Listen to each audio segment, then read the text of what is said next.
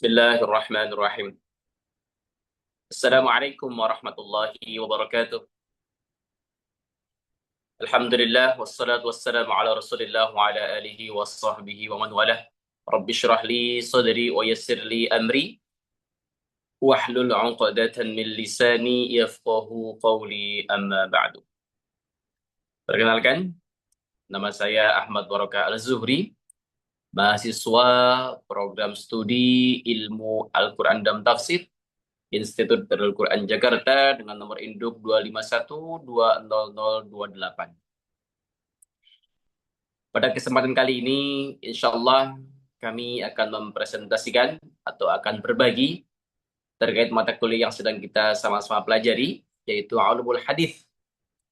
Dan spesifik hari ini, insya Allah akan kita bahas materi yang sangat menarik, yaitu terkait dengan definisi hadis, definisi sunnah, dan juga definisi khobar maupun athar.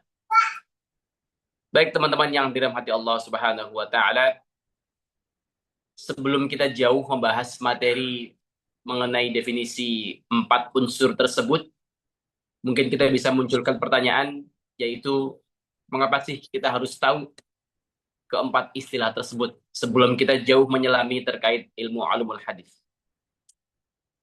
Tentunya dalam kehidupan kita sehari-hari, kita sudah sering mendengar istilah tersebut, terutama ketika membahas istilah hadis maupun istilah sunnah. Namun pertanyaannya mungkin bisa kita munculkan adalah, apakah itu semuanya merupakan sesuatu yang sama, ataukah ternyata itu adalah sesuatu yang beda? Teman-teman yang dirahmati Allah Subhanahu wa taala, jika kita mempelajari ulumul hadis, kita akan dapati bahwasannya para ulama memberikan pengertian yang berbeda-beda terhadap istilah keempat tersebut. Tentunya hal itu karena sesuai dengan disiplin ilmu yang para ulama tekuni.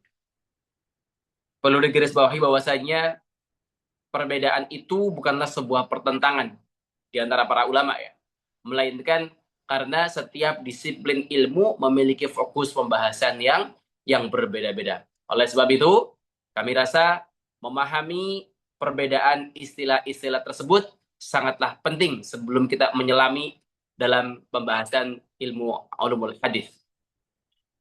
Teman-teman yang dirahmati Allah Subhanahu wa taala, langsung saja mungkin kita ke pembahasan yang pertama, yaitu terkait dengan istilah hadis.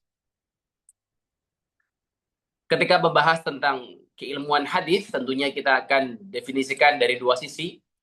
Yang pertama kita lihat hadis dari segi bahasa, dan yang kedua nanti kita lihat dari segi istilah. Secara bahasa, hadis bisa bermakna al-jadid ataupun al-khabar, bisa bermakna sesuatu yang baru ataupun bisa bermakna juga berita. Jadi apabila kita melihat dari sisi bahasa, hadis itu memiliki makna yang cukup luas dan tidak selalu berkaitan dengan Rasulullah SAW. Adapun secara istilah, hadis bisa kita definisikan, al-hadis huwa ma udhifa ila nabi sallallahu alaihi wasallam min qaulin au fi'lin au taqririn au sifatin khalqiyah au khuluqiyah au sirah. Hadis adalah segala sesuatu yang disandarkan kepada Nabi Muhammad sallallahu alaihi wasallam, baik berupa perkataan, perbuatan, ketetapan atau diamnya Nabi, maupun sifat beliau, baik sifat fisik maupun sifat akhlaknya ataupun sirahnya. Jadi kesimpulannya, menurut istilah, hadis adalah segala sesuatu yang disandarkan kepada Nabi, mulai dari perkataannya, perbuatannya, diamnya Nabi, sifatnya Nabi, sifat fisiknya Nabi maupun sifat akhlaknya Nabi, ataupun kisah-kisah Nabi. Teman-teman yang dirahmati Allah Subhanahu wa taala, dari sini kita sudah pahami terkait hadis, yaitu sesuatu yang pasti melekat dengan Nabi, bisa kita simpulkan bahwasanya itu adalah hadis. Hadis adalah sesuatu yang melekat dengan Nabi. Kemudian mungkin kita bisa beralih ke pembahasan yang kedua, yaitu terkait dengan as-sunnah ataupun sunnah. Apa sebenarnya sunnah yang dimaksud? Dalam layar bisa kita lihat bahwasanya secara bahasa, sunnah bisa berarti at-tariqah atau jalan ataupun cara ataupun kebiasaan. Kebiasaan yang biasa ditempuh oleh seseorang begitu ya. Namun menariknya secara bahasa sunnah tidak selalu bermakna sesuatu yang baik. Sunnah juga dapat digunakan untuk menunjukkan kebiasaan yang buruk. Hal ini sesuai dengan sabda Rasulullah Shallallahu Alaihi Wasallam, "Man sanna fil Islam sunnah hasanah, falahu ajruh, wa ajru man amila biha min ba'di. Wa man sanna fil Islam sunnah sayyi'ah, fa'alaihi wizruh, wa wizru man amila biha min ba'di." Dari hadis tersebut kita bisa dapati bahwasannya sunnah berarti jalan atau kebiasaan, namun kebiasaannya bisa disebutkan bisa kebiasaan baik maupun kebiasaan buruk, sebagaimana yang Rasulullah sampaikan di hadis tadi. Jadi itulah pengertian sunnah secara bahasa. Nah, selanjutnya kita akan melihat bagaimana sebenarnya pengertian sunnah secara istilah. Teman-teman yang dirahmati Allah Subhanahu wa taala, ketika mendefinisikan sunnah secara istilah, ternyata para ulama memiliki definisi yang berbeda-beda terkait pengertian sunnah tersebut. Maksudnya bagaimana? Kita akan mendapati bahwasannya definisi sunnah ataupun hadis yang berbeda. Misalkan definisi sunnah yang disampaikan oleh ulama-ulama hadis, ataupun yang disampaikan oleh ulama-ulama fikih, ataupun ulama-ulama keilmuan yang lainnya, itu akan berbeda-beda. Oleh karena itu, ini penting untuk kita sampaikan, ini penting kita bahas. Maka dari itu, mari kita beranjak ke slide berikutnya. Yang pertama, misalnya disampaikan, ada pengertian sunnah menurut ulama hadis, ada pengertian sunnah menurut ulama fikih, ada pengertian sunnah menurut ulama usul fikih, bahkan menurut ulama akidah. Kita bahas dari yang pertama terlebih dahulu. Para ulama hadis atau muhaddisin, mereka mendefinisikan sunnah itu ya ma'udhifa ilan nabi min qaulin au fi'lin au taqririn au sifatin au sifatin khalqiyah au khuluqiyah au sirah. Tentu ini definisi yang sama ketika para ulama hadis mendefinisikan hadis. Artinya para ulama hadis dalam mendefinisikan hadis dan juga sunnah tidak memiliki perbedaan. Keduanya sama-sama mencakup seluruh riwayat yang berkaitan dengan Rasulullah SAW. Hal ini tentunya karena tujuan para ahli hadis adalah menghimpun dan menjaga seluruh riwayat tentang kehidupan Rasulullah agar dapat diwariskan kepada generasi-generasi berikutnya. Itu definisi sunnah atau hadis menurut ulama hadis. Baik teman-teman, kita bisa lanjut ke pengertian sunnah menurut ulama berikutnya, yaitu menurut para ahli fikih. Para ahli fikih mendefinisikan hadis ataupun sunnah adalah segala sesuatu yang sah berasal dari Nabi Muhammad yang tidak termasuk dalam kategori fardu maupun wajib. Itulah definisi menurut ahli fikih.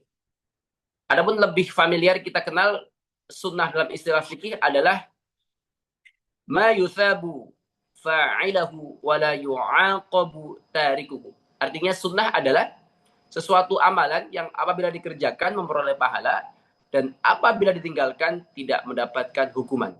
Itulah pengertian sunnah maupun hadis menurut ulama fikih. Berbeda dengan muhaddisin, fokus para ulama fikih di sini adalah hukum amaliyah. Karena itu istilah sunnah dalam ilmu fikih bukan lagi dimaknai sebagai seluruh riwayat Rasulullah, melainkan sebagai salah satu hukum taklifi, yaitu amalan yang dianjurkan untuk dikerjakan. Contohnya seperti sholat duha, sholat witir, dan lain sebagainya. Begitulah definisi hadis ataupun sunnah menurut ulama fikih. Kemudian kita masuk pengertian hadis ataupun sunnah menurut ulama berikutnya, yaitu ulama usul fiqh atau usuliyin.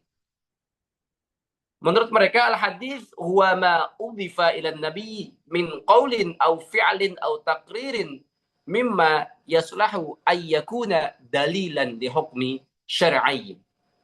Hadis adalah segala sesuatu yang disandarkan kepada Nabi Muhammad, baik berupa perkataannya, perbuatannya, maupun ketetapan yang dapat dijadikan dalil dalam menetapkan hukum syariat. Teman-teman yang dirahmati Allah Subhanahu wa taala. Kalau kita perhatikan pengertian hadis dan sunnah menurut ulama usul fiqh hampir sama dengan ulama muhadditsin atau ulama-ulama hadis. Bisa kita lihat bahwasannya perhatian utama bukan pada periwayatan hadis ataupun penentuan hukum sunnah, melainkan pada dalil yang dapat dijadikan dasar dalam menetapkan hukum syariat. Dengan kata lain, fokus mereka adalah bagaimana riwayat dapat digunakan dalam proses istinbat hukum, yaitu menggali hukum dari dalil-dalil syariat. Teman-teman yang dirahmati Allah Subhanahu wa taala, setelah kita melihat pengertian hadis ataupun sunnah menurut muhaddisin, menurut fuqaha, dan menurut usuliyin, sekarang kita dapat menyimpulkan perbedaan di antara ketiga pendapat tersebut. Menurut muhaddisin, hadis dan sunnah pada dasarnya memiliki pengertian yang sama. Keduanya mencakup segala sesuatu yang disandarkan kepada Rasulullah SAW, baik perkataan, perbuatan, ketetapan maupun sifat-sifat beliau. Adapun menurut fuqaha, istilah sunnah lebih mengarah kepada salah satu hukum syariat, yaitu amalan yang dianjurkan untuk dikerjakan dan tidak dosa apabila ditinggalkan. Adapun menurut ulama usuliyin, baik hadis maupun sunnah difahami sebagai segala sesuatu yang berasal dari Rasul. Begitu ya, yang dapat dijadikan dalil dalam menetapkan hukum syariat. Baik teman-teman yang dirahmati Allah Subhanahu wa taala. Jadi dari penjelasan ataupun penjelasan di atas tadi dapat kita simpulkan bahwasanya perbedaan pengertian tersebut bukanlah sebuah pertentangan, melainkan karena setiap disiplin ilmu memiliki fokus kajian yang berbeda-beda. Oleh karena itu, ketika kita membaca kitab para ulama, kita harus memahami dari sudut pandang mana ilmu itu atau dari sudut pandang mana istilah tersebut digunakan. Begitu ya.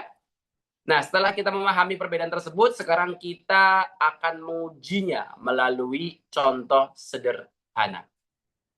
Kita beri beda slide terlebih dahulu. Tadi kasusnya, di sini kita bisa melihat yang pertama dari sebuah hadis yang menyatakan bahwasanya Nabi menikahi 9 atau 11 istri, ataupun kasus yang kedua yaitu terkait hadis Isra Mi'raj. Teman-teman yang dirahmati Allah Subhanahu wa taala, dalam hadis yang pertama yaitu riwayat Anas bin Malik radhiyallahu an, beliau berkata bahwasanya Nabi SAW biasa mengunjungi istri-istri beliau dalam satu waktu pada malam hari atau siang hari, sedangkan jumlahnya adalah 11 orang. Kemudian dijelaskan juga bahwasanya dalam riwayat lain Rasulullah ketika wafat itu beliau meninggalkan 9 istri. Nah, coba kita lihat hadis ini dari berbagai sudut pandang ulama tadi. Menurut ulama hadis atau muhaddisin, peristiwa tersebut ya termasuk hadis, termasuk sunnah, karena merupakan bagian dari kehidupan Rasulullah SAW yang diriwayatkan kepada kita. Namun fuqaha berkata lain, hal tersebut bukanlah sunnah, ataupun hal tersebut bukanlah sunnah yang dianjurkan untuk diikuti, karena dalam Al-Quran jumlah istri dimaksimalkan 4 orang. Dengan demikian, hal tersebut merupakan kekhususan bagi Rasulullah SAW. Adapun menurut usuliyin, peristiwa tersebut ya bukanlah sunnah, karena peristiwa tersebut tidak dijadikan dalil umum dalam menetapkan hukum, karena termasuk kekhususan bagi Rasulullah SAW. Itu contoh ataupun studi kasus dari hadis yang pertama. Kemudian kita beranjak ke hadis yang kedua, yaitu tentang peristiwa Rasulullah ketika menjalankan peristiwa Isra Mi'raj. Menurut muhaddisin tentunya Isra Mi'raj termasuk hadis, termasuk sunnah, karena merupakan bagian dari perjalanan hidup Rasulullah yang diriwayatkan kepada kita sebagai umat Islam. Namun menurut fuqaha, Isra Mi'raj bukan sunnah dalam arti amalan yang dianjurkan untuk dilakukan, melainkan merupakan mukjizat yang Allah berikan kepada Rasulullah SAW. Berbeda dengan usuliyin, peristiwa Isra Mi'raj tidak menjadi dalil untuk menetapkan semua amalan tertentu atau menetapkan suatu amalan tertentu. Tetapi dari peristiwa tersebut lahirlah syariat salat lima waktu yang menjadi kewajiban bagi seluruh umat muslim. Baik teman-teman yang dirahmati Allah Subhanahu wa taala, melalui dua contoh tadi kita dapat melihat bahwasanya objek yang dibahas sama, yaitu peristiwa yang berkaitan dengan Rasulullah. Akan tetapi cara memahaminya dapat berbeda sesuai dengan disiplin ilmu yang digunakan. Baik teman-teman yang dirahmati Allah Subhanahu wa taala, setelah sunnah kita bahas, hadis kita bahas dari berbagai macam sudut pandang para ulama, sekarang kita coba masuk ke konsep yang ketiga, yaitu terkait dengan khobar. Apa itu khobar? Di layar bisa kita lihat bahwasanya khobar secara bahasa bisa berarti berita atau informasi, begitu ya. Sedangkan secara istilah, di sini para ulama memiliki dua pendapat mengenai khobar. Kita akan bahas satu persatu. Pendapat pertama mengatakan bahwasannya khobar ya sama dengan hadis, yaitu segala sesuatu yang disandarkan kepada Rasulullah Shallallahu Alaihi Wasallam. Artinya semua yang disebut hadis juga dapat disebut sebagai khobar. Dengan kata lain, tidak ada perbedaan antara kedua istilah tersebut. Namun pendapat kedua menyatakan bahwasanya khobar itu memiliki cakupan yang lebih luas daripada hadis. Apabila hadis hanya disandarkan kepada Rasul, maka khobar ini riwayat yang berasal dari Rasul dan juga berasal dari sahabat Rasulullah Shallallahu Alaihi Wasallam. Jadi dari dua pendapat tersebut dapat kita pahami bahwasanya ada ulama yang menyampaikan istilah khobar dengan hadis, namun ada pula yang membedakan dengan memperluas cakupannya, yaitu cakupan khobar hingga meliputi riwayat para sahabat Rasulullah SAW. Baik teman-teman, setelah kita memahami istilah khabar, kita lebih baik melanjutkan ke istilah berikutnya yang menjadi objek bahasan, yaitu terkait dengan athar. Apa itu athar? Secara bahasa, athar bisa berarti bekas, bisa berarti jejak ataupun peninggalan. Namun secara istilah, ini juga memiliki dua pendapat mengenai pengertian athar. Pengertian pertama atau pendapat pertama sama seperti ketika mendefinisikan khobar tadi, yaitu athar sama dengan hadis. Artinya seluruh riwayat yang disandarkan kepada Rasulullah SAW dapat disebut juga sebagai athar. Dengan kata lain, menurut pendapat ini tidak ada perbedaan antara istilah hadis dengan athar. Namun pendapat kedua, athar memiliki cakupan yang lebih luas daripada hadis. Kalau tadi khobar itu cakupannya lebih luas sampai dengan sahabat, bagaimana dengan athar ini?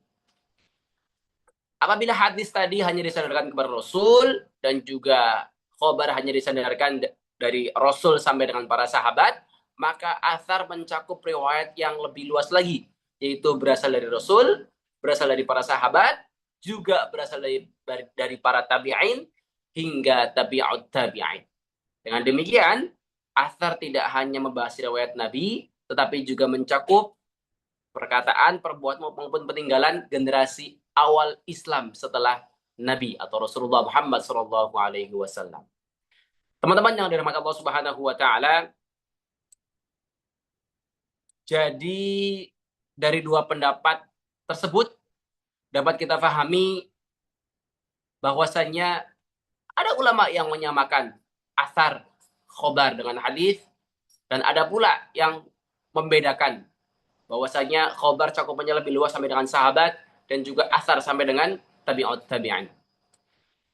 Setelah kita memahami keempat istilah tersebut, sekarang kita dapat melihat hubungan di antara hadis, hubungan di antara sunnah, khobar, dan juga athar. Keempat istilah tersebut sama-sama berkaitan dengan periwayatan dalam Islam. Namun masing-masing memiliki pengertian yang berbeda-beda sesuai dengan sudut pandang para ulama.